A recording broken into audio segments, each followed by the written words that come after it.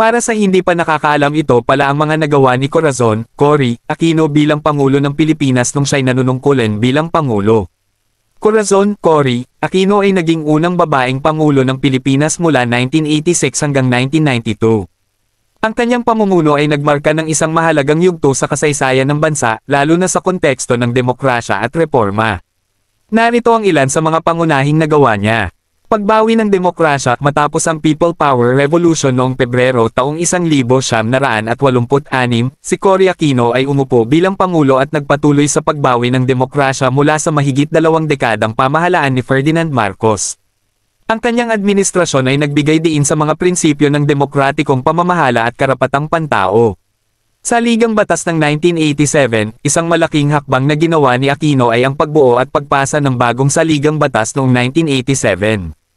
Ang bagong konstitusyon ay nagtataguyod ng mga karapatan at kalayaan, pati na rin ang mga reforma sa gobyerno upang maiwasan ang pagbalik sa diktadure. Reforma sa lupa. Sa ilalim ng kanyang administrasyon, inilunsad ang Comprehensive Agrarian Reform Program, CARP, na layuning ipamahagi ang mga lupaing agrikultural sa mga magsasaka. Bagaman may mga hamon ito ay isang mahalagang hakbang patungo sa pagpapabuti ng kalagayan ng mga magsasaka. Pagsusulong ng ekonomiya, si Cory Aquino ay nagtutok din sa muling pagbuhay ng ekonomiya matapos ang krisis na dulot ng martial law. Nagpatupad siya ng mga pulisya upang hikayatin ang pamumuhunan at pag-unlad kahit na naharap siya sa maraming hamon tulad ng kakulangan sa kuryente at iba pang krisis. Pakikipaglaban para sa kapayapaan. Sa kanyang termino, sinubukan niyang makipag-usap at makipagkasundo sa iba't ibang grupo, kabilang ang mga rebeldeng komunista at separatistang Moro, upang maitaguyod ang kapayapaan at katatagan sa bansa.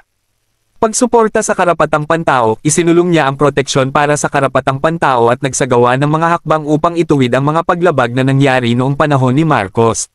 Ang pamumuno ni Cory Aquino ay hindi lamang nakatuon sa pagsasaayos ng gobyerno kundi pati na rin sa pagbibigay inspirasyon para sa mas aktibong partisipasyon ng mamamayan sa politika.